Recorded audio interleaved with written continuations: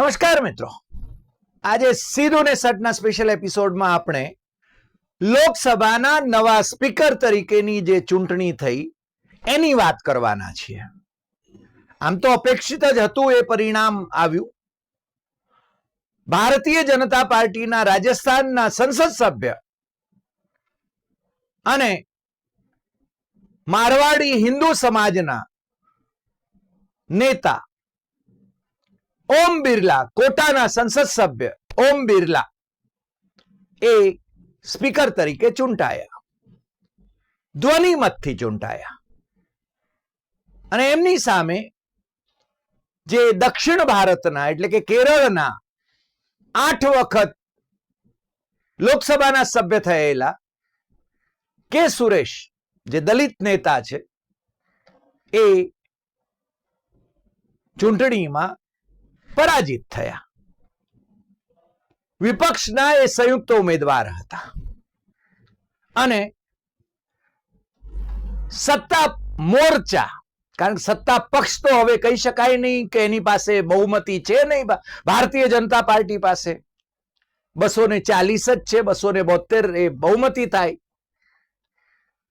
એટલે 293 બેઠકો ધરાવનાર એનડીએ ના ઉમેદવાર એ ઓમ બિરલા એ સ્વાભાવિક રીતે 237 બેઠકો ધરાવનાર ઇન્ડિયા ગઠબંધનના ઉમેદવાર કે સુરેશ સામે જીત્યા.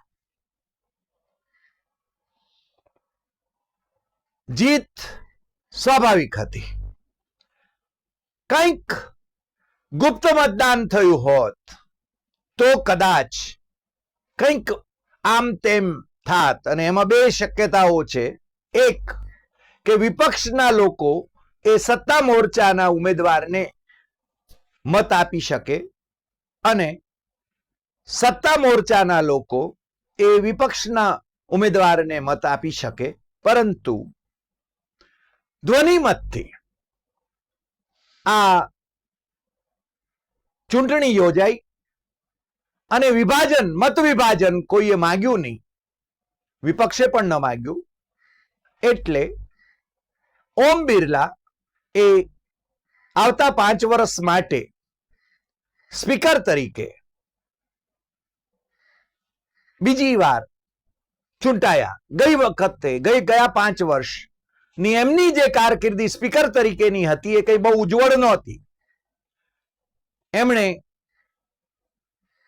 141 કરતા પણ વધારે સંસદ સભ્યોને ગૃહની બહાર મોકલી આપ્યા, સસ્પેન્ડ કર્યા, કેટલાકના માઇક બંધ કરી દીધા. વિપક્ષી નેતાઓમાં ધારો કે એક મુસ્લિમ નેતાને, સંસદ સભ્યને ભારતીય જનતા પાર્ટીના સંસદ સભ્ય રીતસર ગાળો ભાંડતા રહ્યા, પણ ઓમ બિરલા એ મૂક પ્રેક્ષક રહ્યા હતા. આજે જ્યારે એ ચૂંટાયા ત્યારે સ્વાભાવિક રીતે માન્ય વડાપ્રધાન અને ગૃહના નેતા નરેન્દ્ર મોદી અને વિપક્ષના નેતા અને ઇન્ડિયા ગઠબંધનના નેતા રાહુલ ગાંધી એ બંને જણાએ સાથે મળીને એમને સ્પીકરના પદ સુધી લઈ જઈ દોરી ગયા અને એમને અભિનંદન આપ્યા. સાથે સંસદીય બાબતોના મંત્રી કિરણ રિજિજુ પણ હતા.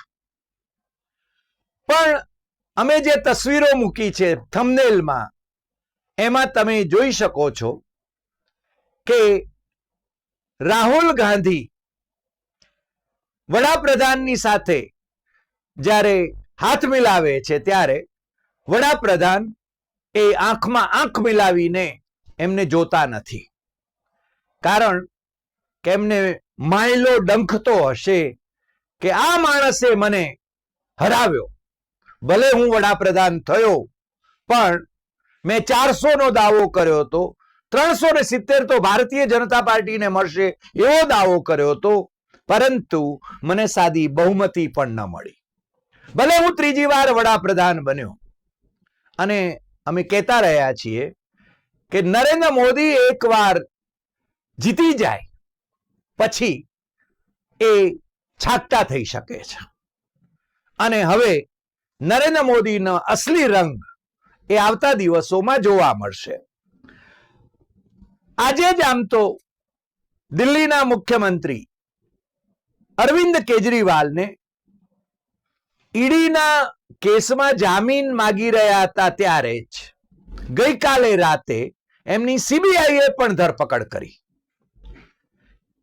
કેજરીવાલ આમ આદમી પાર્ટીના નેતા છે, દિલ્હીના મુખ્યમંત્રી છે, પરંતુ એ જેલમાંથી બહાર ન આવે એટલા માટે અને નરેન્દ્ર મોદી મુખ્યમંત્રી હતા ત્યારથી માંડીને પ્રધાનમંત્રી બન્યા ત્યાં સુધી એમની એક આ સ્ટાઇલ છે કે જેને અંદર મોકલ્યો એ બને ત્યાં સુધી બહાર ન આવે. પછી એ કોઈ રાજનેતા હોય કે પછી કોઈ આઈએએસ અધિકારી હોય કે કોઈ આઈપીએસ અધિકારી હોય, એમને જે નડ્યો એ ગયો.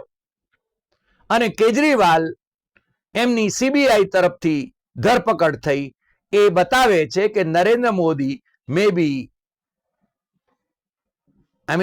લિટલ ડાઉન, પણ પાછા અસલી રંગમાં આવી જશે અને એ જ ખેલ ચાલવાના જે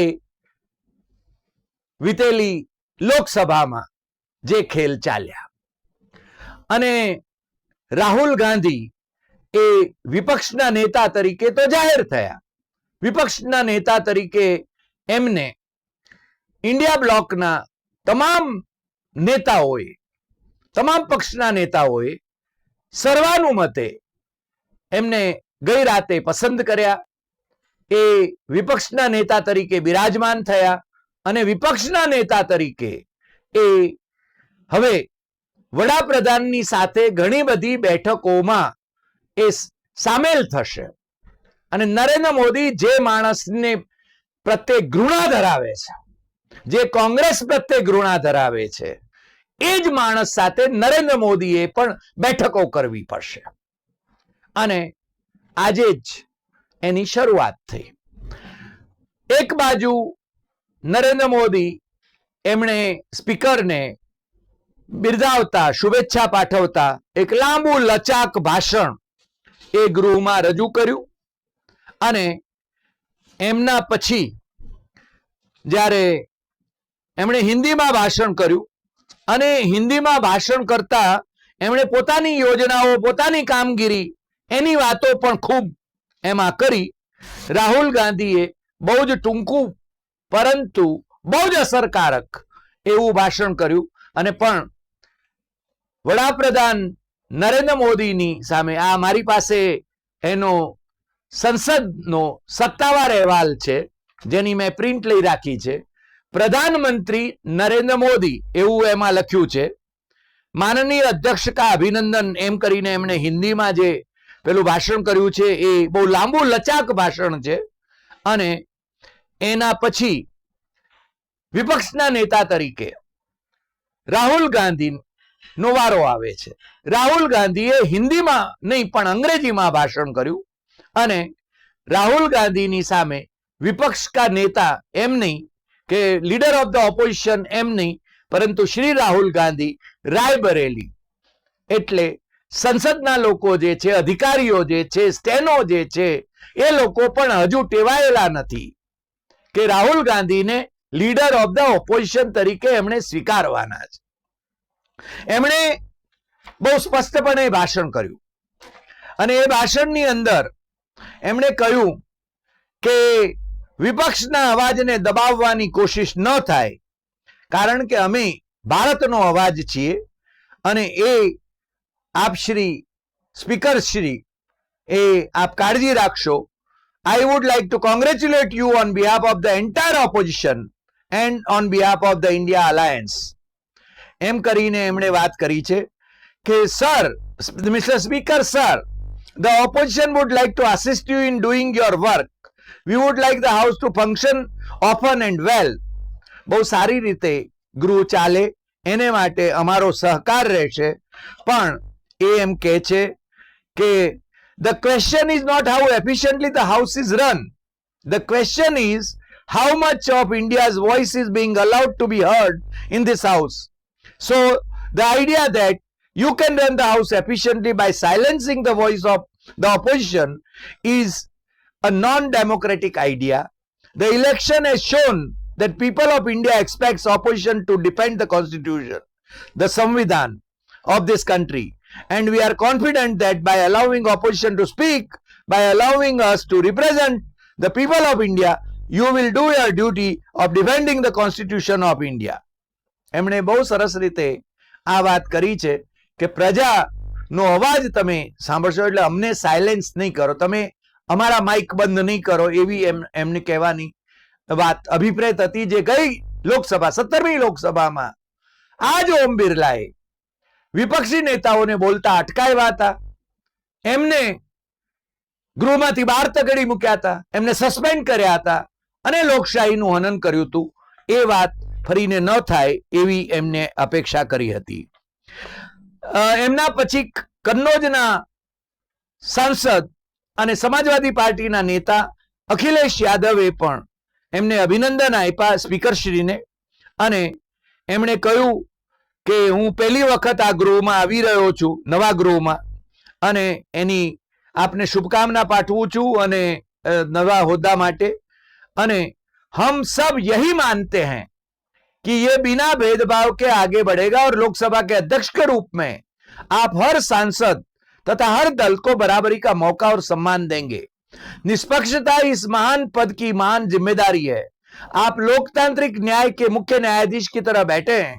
हम सब की आपसे अपेक्षा है कि किसी भी जनप्रति की आवाज दबाई न जाए और नई निष्कासन जैसी कार्यवाही दोबारा सदन की गरिमा को ठेस पहुंचाए. आपका अंकुश विपक्ष पर तो रहता है, लेकिन आपका अंकुश सत्ता पक्ष पर भी रहे. आपके इशारे पर सदन चले, इसका उल्टा न हो. हम आपके हर न्याय संगत फैसले के साथ खड़े हैं. मैं एक बार फिर आपको इस अध्यक्ष पद पर बैठने के लिए बहुत बहुत बधाई देता हूं. एना पछी सुदीप बंडोपाध्याय, टीआर बालू એટલે કે બીજા વિપક્ષના નેતાઓ, ડીએમકે ના ટીઆર બાલુ, ટીડીપી ના લાવુ શ્રીકૃષ્ણ દેવરાજુ દેવરાયલુ, શરદ પવાર ની રાષ્ટ્રવાદી કોંગ્રેસના બેન સુપ્રિયા સુડે, અરવિંદ સાવંત શિવસેના ઉદ્ધવ ઠાકરે, રાજીવ રંજન ઉર્ફ લલન એટલે કે જેડીયુના નેતા, અને બીજા બધા નેતાઓએ એમને અભિનંદન આપ્યા. પણ બધાનો સૂર જે હતો એ હતો. અને નરેન્દ્ર મોદીએ પણ સંસદીય પ્રણાલીની વાત કરી પોતાના ભાષણમાં. એમણે જરૂર કહ્યું કે यह हमारा भवन ये सिर्फ 4 दीवारें नहीं है. हमारी ये संसद 140 करोड़ देशवासियों की आशा का केंद्र है. संसद की कार्यवाही, जवाबदेही और आचरण हमारे देशवासियों के मन में लोकतंत्र के प्रति जो उनकी निष्ठा है उसको और अधिक मजबूत बनाता है. आपके मार्गदर्शन में 17वीं लोकसभा की प्रोडक्टिविटी 25 सालों के हाईएस्ट लेवल पर 97% रही. इसके लिए सभी माननीय सदस्य तो अभिनंदन के अधिकारी हैं, लेकिन आप विशेष अभिनंदन के अधिकारी है. પછી એમણે કોરોનાની ને બધી વાતો કરી છે અને એમણે કહ્યું છે કે मैं फिर एक बार आपको दायित्व के लिए अभिनंदन देता हूं, शुभकामना प्रेषित करता हूं वगैरह वगैरह वगैरह. અને એમણે એ વાત પણ જરૂર કરી છે જે પેલા એમણે જે કાયદાઓ બનાવ્યા વિપક્ષના નેતાઓને, વિપક્ષના સાંસદોને તગેડી મૂકીને, ગૃહમાંથી તગેડી મૂકીને જે કાયદાઓ બનાવ્યા હતા એની આખી યાદી પણ આપી છે.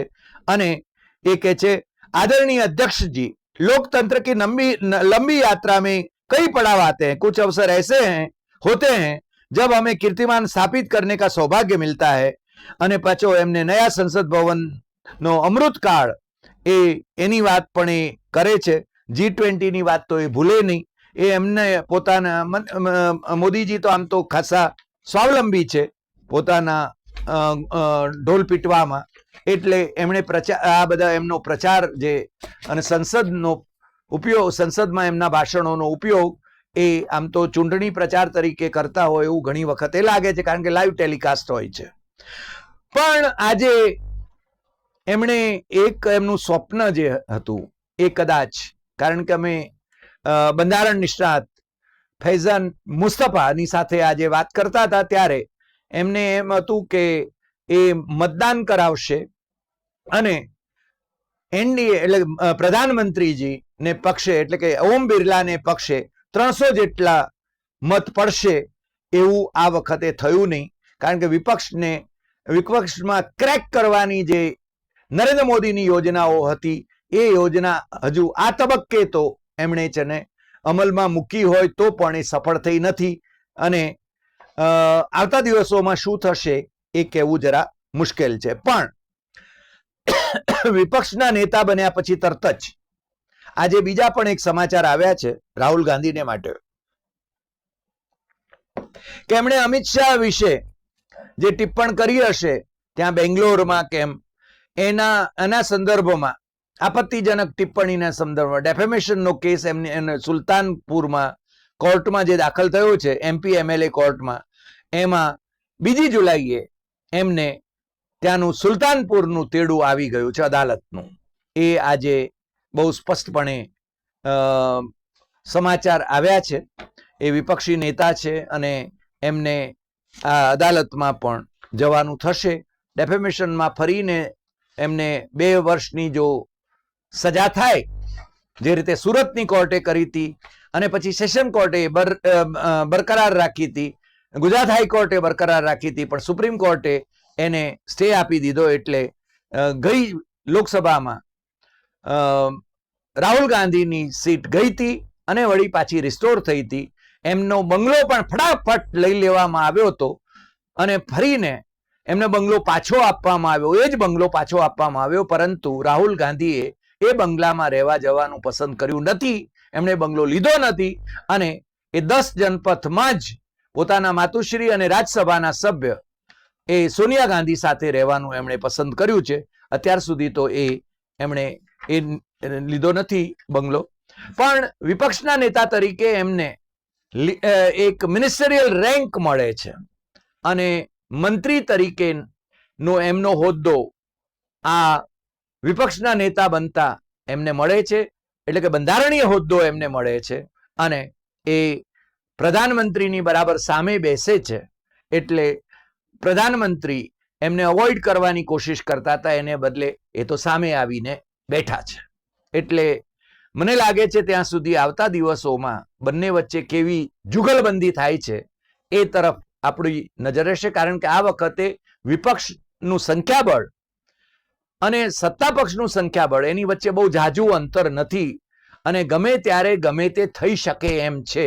પરંતુ અત્યારે તો નરેન્દ્ર મોદીની સરકાર એને બહુ વાંધો આવે એમ નથી. ઓમ બિરલા ચૂંટાયા છે એટલે બહુમતી એમને પક્ષે છે અને રાષ્ટ્રપતિએ એમને વિશ્વાસનો મત લેવા માટે હજુ આદેશ કર્યો નથી અને કદાચ કરે કે ન કરે, પણ આજે ઓમ બિરલાની ચૂંટણી થઈ એટલે એ વિશ્વાસનો મત પણ ગણી લઈ શકાય.